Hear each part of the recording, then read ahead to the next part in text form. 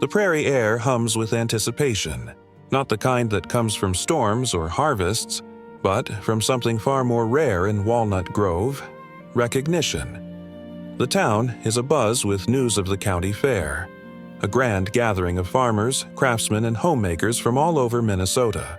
There will be pie contests, plowing competitions, livestock judging, and, most prestigious of all, the blue ribbon for Outstanding Citizenship.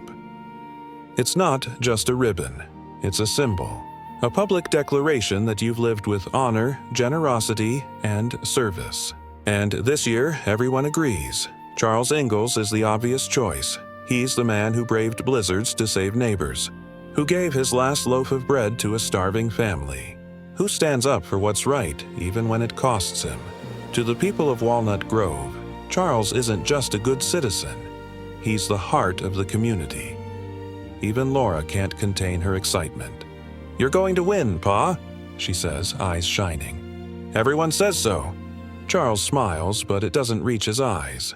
"Awards aren't why we do what we do, Laura." Still, the nomination stands.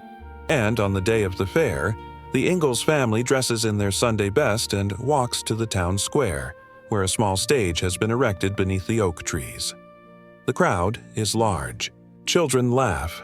Vendors call out. The scent of fried pies and hay fills the air. And at the center of it all sits the judging committee. Stern-faced men in dark suits, led by Mr. Brewster, the county commissioner. One by one, nominees are called. A farmer for his prize wheat, a blacksmith for his honest trade, a school teacher for her dedication. Then Mr. Brewster stands. And now for the blue ribbon for Outstanding Citizenship. The nominee is Charles Ingalls. Applause erupts. Hats fly in the air.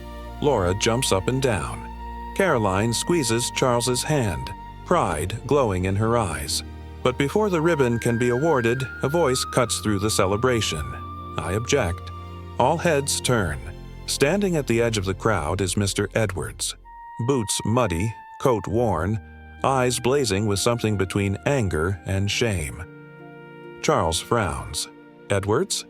What is it?" Mr. Edwards steps forward, ignoring the murmurs. "You can't give him that award," he says, voice rough. "Not after what he did last week." A hush falls. "What are you talking about?" Charles asks, bewildered. "You know what?" Edwards says, jaw tight. "You took that load of timber from Peterson's land. Without asking. Called it salvage. But it wasn't salvage, Charlie. It was theft." Gasps ripple through the crowd. Charles goes pale. He had taken fallen timber from the Peterson property after the storm.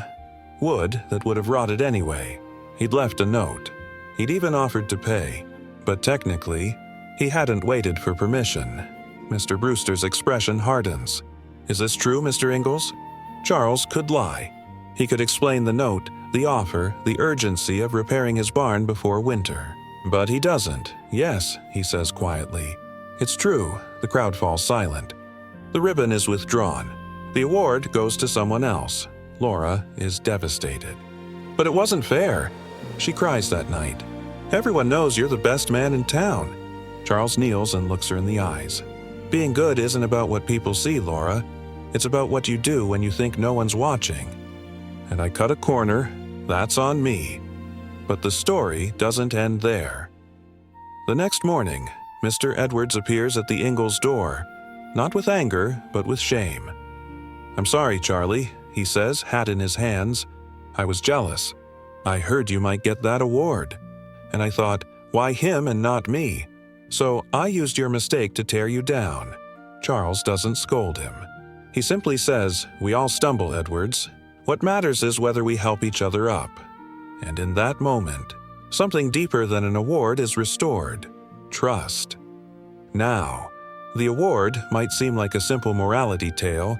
A man loses a prize because of a small mistake.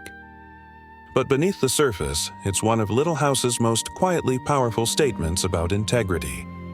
In a world that often rewards image over truth, Michael Landon, who wrote this episode, dared to say, "Character isn't what you display on a stage. It's what you protect in the shadows."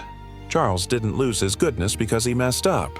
He proved it by owning his error, even when it cost him public honor. And Mr. Edwards? His confession wasn't weakness. It was courage, the kind that rebuilds bridges instead of burning them. Melissa Gilbert, as Laura, embodies the child's instinctive belief in fairness. And her journey teaches us that true respect isn't given for perfection, but for honesty. Today, this story echoes louder than ever. In an age of social media highlight reels, curated personas, and performative virtue, the award reminds us the most honorable people aren't those who never fall, but those who rise with humility. So, if this journey moved you, if you've ever chosen truth over praise or forgiven someone who wronged you out of jealousy, I'd love to hear from you. Drop a comment below. What does integrity look like in your life?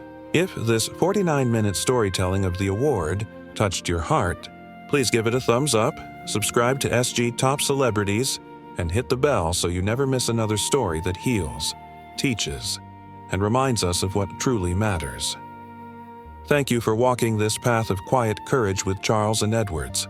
As Ma would say, a good name is better than a blue ribbon, because it's earned one honest choice at a time.